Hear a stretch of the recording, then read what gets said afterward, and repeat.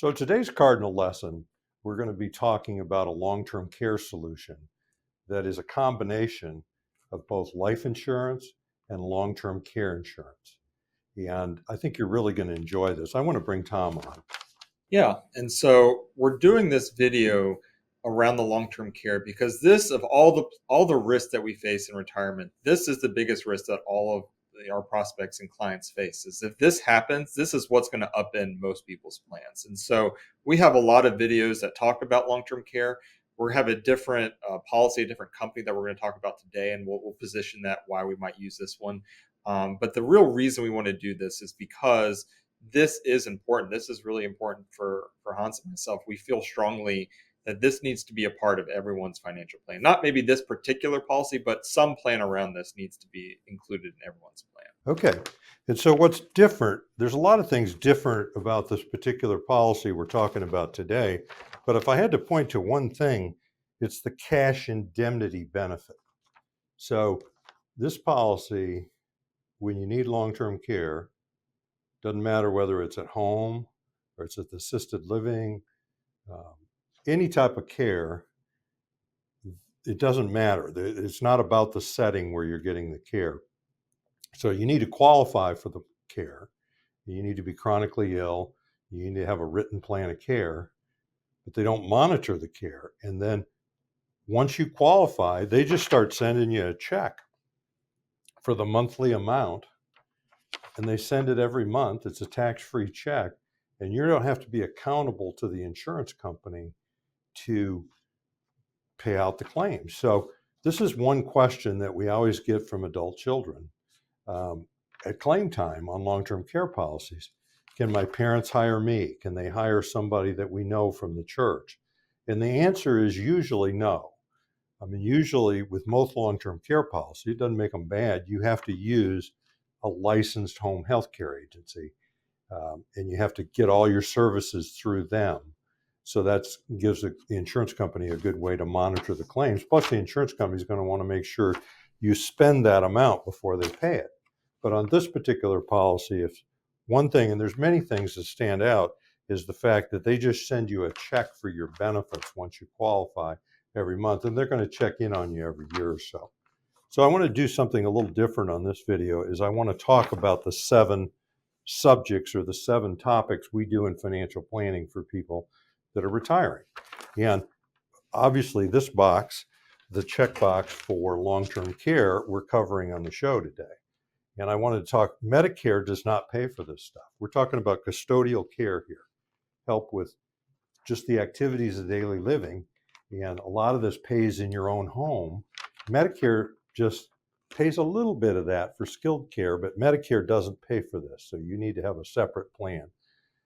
If there is no long-term care insurance, the Social Security check is the first thing that's used to pay the bill for home health care. And my guess is you have other plans for your Social Security check later in life. Today's policy, you purchase this without IRA money, with not IRA money or non-qualified money. This particular policy is not available with IRA money, but we're still talking about IRA because the money might still be coming from a qualified source. And income is a huge one because this is an income problem late in retirement, where all of a sudden a person has a stroke or they develop dementia and they've been living on a budget of $4,000, $5,000, $6,000 a month, $3,000 a month. If they're a couple, $7,000, $8,000, $9,000, $10,000 a month is what their retirement budget is. And all of a sudden, it jumps to like $17,000 a month or $12,000. There's an increase significantly to pay for care. And so what this insurance does is for several years is it has a big jump in tax-free income. That's what you're doing by buying the insurance. And then, the estate planning is an issue in all the retirement plans that we do, all the financial planning and estate planning. The estate really begins before death, because when a person loses capacity, they can't make decisions for themselves, they can't care for themselves, they need to hire professionals to do that, they need to get their kids involved. So the estate as we look at it, begins prior to death when people lose capacity and they lose the capacity to make decisions. So, and then of course, taxes. One of the nice things about this insurance that we're talking about today is you have to use after-tax money to buy it. But once you buy it, any benefits that you get out of it for long-term care are all tax-free. And then if you don't use it and then your children receive the life insurance benefit, or your spouse does, that comes tax-free. So let's jump right in. And I really would like to bring Tom on to show you the show notes, because we have the illustrations of both a 65-year-old female and a 65-year-old male are in the show notes so that you can look through there and get all the particulars on this policy. Yeah, and so we have these show notes in the link below the video. They're also on our website. So if you want more information, you can get the full proposals here. We're not going to go through all of these pages in detail because there's just too much information. But really, I want to highlight some of the important things that are on the board that we're about to go over here. So again, this is the female age 65 standard non-tobacco. It has all the sort of the benefits there. Later down in the policy or in the show notes, we have the males turning 65. So about halfway down, this is the male one. So we'll focus on the numbers on the board, but this is where you can get more information. You can see the proposals are quite lengthy, so it's obviously in more detail than we can fit on the board, but it's all there. So if you have it and want to look at it, you can do there. One nice thing about using $100,000 is it's pretty easy to adjust benefits up and down. If you say, well, I can't afford that, but I can do 50, you can essentially cut the benefits in half. Same thing, you could double it and get a similar, you could do the math kind of pretty easily on your own. Okay, so now I mentioned this earlier, is in the both examples, we're showing a single premium of $100,000. And again, we're using $100,000 because it's easy to manipulate that. You can add 50%, deduct 25%, double it, triple it, and this companies will accept very large policies. But this is one of the hybrid options that we offer. And by hybrid, I mean a combination of a life insurance and a long-term care insurance is the two put together in one. So it pays benefits for both. Now, what I want you to understand is we've used $200,000 in the past from a couple, put together. And then that $200,000 bought both of them a combination policy. And it was not an indemnity policy. Still very good, but it's going to require, it's a reimbursement policy. So this is a cash indemnity policy. And that's one of the reasons that people are attracted to this. Now, we used $100,000, like I said, because it could be different. So if we're talking about a couple, we're showing an example of putting $200,000 in there. If we're talking about a single person who's 65 years old, whether they're male or female, these numbers show exactly putting in $100,000. Now, an alternative to paying the $100,000 all at once is for a female is paying $12,519 for 10 years. That could be paid monthly, it could be paid annually. So obviously over 10 years, you're going to pay in $125,000, with a lot of it coming in the later years of the 10 years, whereas $100,000 right up front will get you exactly the same thing. And for a male, it's $12,700. Now, what you're going to find interesting, because usually life insurance is less expensive for women than it is men because they live longer. But since this is life long-term care insurance, the female side or the woman side of this, you get a little bit less because you have a much greater chance of using long-term care for a longer period of time. I say a much greater, probably a 20% greater chance. So you've got a lower benefit for the same $100,000. So here's the woman, here's the man. Now let's go over the ladies first. Let's go over the care benefits. So you put the $100,000 in, you're accepted. Doesn't matter when it starts. the monthly cash benefit is $5,626 a month. And so once you qualify for benefits, you're just going to get a check every month. They're probably going to check in on you once a year or so to make sure you're still in need of this benefit, but you don't have to fiddle with sending in receipts, that kind of thing. Okay. Now, there is a 90-day elimination period, and it's once in a lifetime. So if you break your hip and you have to have somebody come into your house and take care of you for a period of time, they're just not going to immediately start kicking out $56.26 a month. I mean, once in your lifetime, either all at once or cumulatively, you have to meet 90 days where you're going to collect no benefits. And then once that's met, you never have to meet it again. That's when the benefit kicks in. And for this lady, that is $67,512 a year. And that benefit will go on for 8 years, or a total of $540,000. So if you needed long-term care and you needed it for a long time, you're going to receive over 5 times what you put in the thing. It doesn't matter when that is, okay?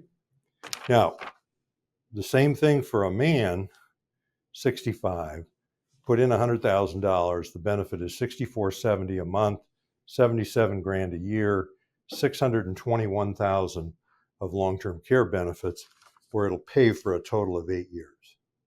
So any month, it's going to pay out that full benefit no matter what you spent. So if you think about this, there's a lot of people in current dollars that can get home health care intermittently done or daily done for several hours, and it's less than $6,400 a month. If you had care for $3,000 a month, they're still going to send you a check for $64.70. So you could just bank that benefit so that if you have a point down the road that is more expensive than that, or you need a lot more care, then you can use what you put in the bank. That's all tax-free. Now, what is the chance that you're going to use this? And a lot of people try to guess at this, or they state it to us like facts. And this isn't really a game, folks. There's a reasonable percentage that most of you that are listening to this are going to spend some time needing care. That may be a short few months, that may be a year, that could be several years. And it really doesn't do us good to get into the odds of that. But what I want to tell you is they're significant. Okay. So what you're doing is you're just using $100,000 of your money to buy all this protection so that if this does happen to you, you're protected and you're going to have a check coming in to pay for this. Now, if you don't use it, and you're this lady that we've used in the example, you don't use it at all during your lifetime. You pass away suddenly with something and never used a penny of it. Your kids or your heirs or your spouse surviving is going to get $135,000 of life insurance benefits tax-free. So that's the part that's life insurance or long-term care insurance. Now, if you used it all up and then passed away, there is going to be no life insurance. I mean, it's just you've used up your life insurance benefit and more for long-term care, but there's a residual life insurance benefit in this policy of $10,000. So even if you maxed it out for long-term care, no matter what, when you pass away, it's still going to send your heirs or your spouse, your surviving spouse, $10,000. Now, for a man going over here, that's $155,000 worth of death benefit if he never uses it. And if he uses it up, he still has the same residual $10,000. Now, I ran the numbers, and I didn't want to put too many numbers on the board, but this company, if you are married or in a significant relationship, or you have a life partner and you all reside together, there's a good chance they're going to give you the qualification of a discount or an increase in benefits if we're showing it at the same $100,000 So if this female, it doesn't matter whether the other person buys a policy or not, this female, the benefit would go from 5626 to 6015, and then the annual benefit 72,000, and then the life insurance benefit is $144,000. So just simply by being married or in a relationship, your spouse could be needing care now. Your spouse could be just not wanting to buy long-term care insurance, or maybe can't qualify, or maybe they're going to buy another type of long-term care insurance. Just by the fact that you're married or in a relationship, a significant relationship where you have a partner, you're going to actually get more benefits on the policy. And there's history that people that live with somebody else, there's a tendency to be healthier, and that person jumps in and does the care for a while informally. And the claims are less out of couples than they are out of one person living alone. And for a man, those numbers go up to 6817, 81,000, and 163,000. So let's talk quickly about some of the other benefits. Now, we already talked about cash indemnity. That's one of the beauties of this policy. And the IRS in 2023 is going to allow you to receive, for a month where you were chronically ill and needed care from your insurance policy, $12,600 tax-free. So if a person with substantial assets wanted to have complete freedom in how they pay for care, and they wanted to receive the benefits back tax-free, this person could buy really double this. They could put 200,000 in this, and then they'd receive double the benefits. And for the most part, those would be tax-free, and they could set up their own plan of care, stay at home and have somebody there, full time. They could hire somebody that's related to them. They could hire their own employees. They could do really with the money as they see fit, to have the whole house refitted. Okay, that cash indemnity is a really nice feature. In order to qualify, you need to be chronically ill, which means you need to do 2 of the 6 activities of daily living. You can't perform those without the assistance of another person: bathing, dressing, eating, transferring, toileting, and continence. Generally, bathing and dressing are the 2 that we focus in on helping people file claims. And you need a written plan of care. This policy has international benefits. So if you are from a different country, or you wanted to go there to receive care, you can do that. They're reduced, but the overall maximum of the policy isn't, so you could collect that. Informal care, it pays for informal care because it's just sending you the money, and you're going to do with it as you see fit. They have care management available at this company. So I want to bring Tom back on, and I want to hear Tom if he's got some more to say about this policy.